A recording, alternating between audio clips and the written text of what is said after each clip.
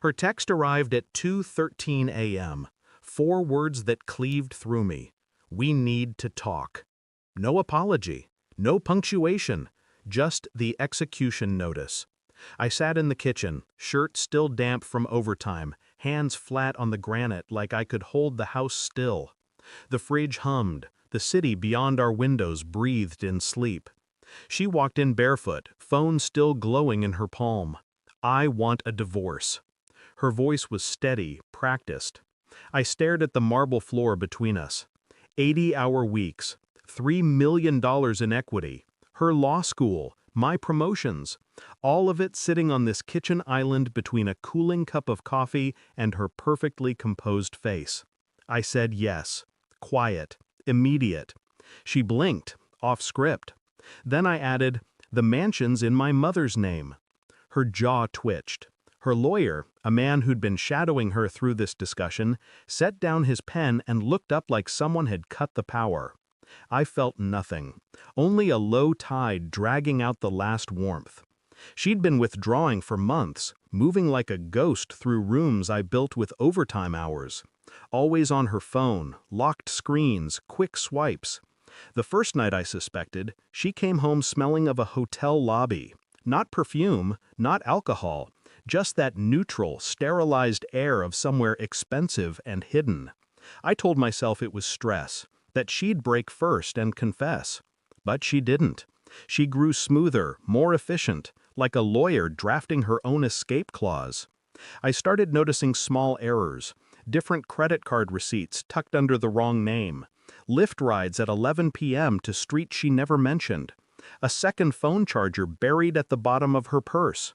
I kept my face flat, my voice warm, my eyes tired. I wanted her to believe I was still working blind.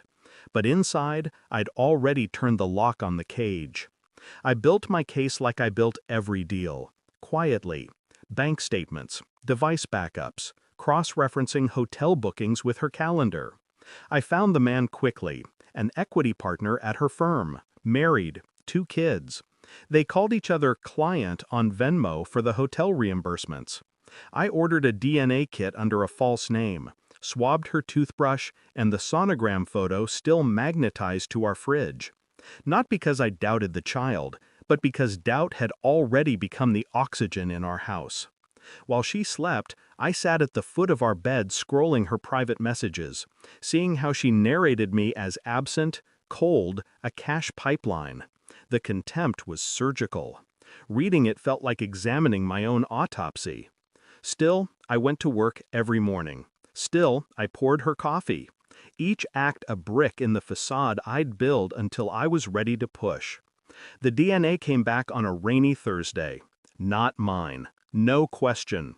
I printed everything, texts, bank transfers, the paternity results, bound them in a black folder with her name in silver on the spine, like a legal brief she couldn't win.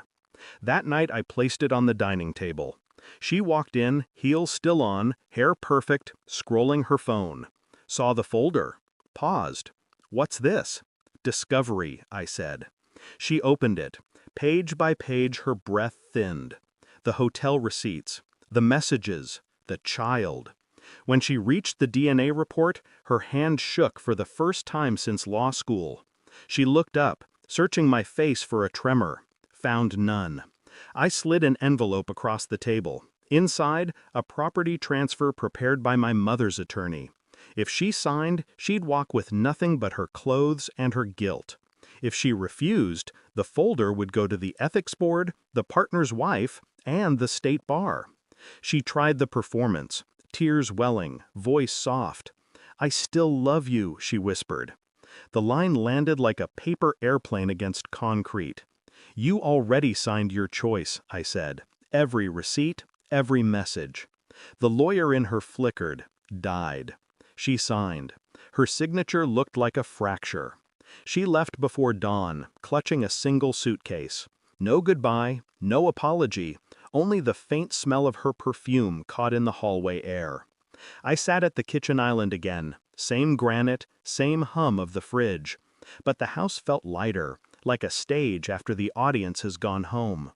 The DNA report lay face up beside my coffee. I slid it into a drawer without looking at it again. For the first time in a year, I breathed without measuring it. I wasn't happy. Happiness is a language I no longer speak. I was free. That was enough. She thought I'd built this house for her. She never understood. I built it as a vault, and tonight I walked out holding the only key. Thanks for watching. Don't forget to like, share, and comment. Subscribe now to Cheating Stories Insight World for more amazing stories.